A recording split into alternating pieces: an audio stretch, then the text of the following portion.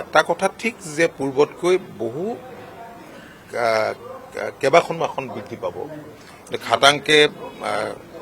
মই ভাবো যে 90ৰ ওচৰে পাজৰে হ'ব পাৰে সকলো লগ লগাই তেনেকুৱা এটা অসম গণ পৰিষদে ডাবল ডিজিট পাব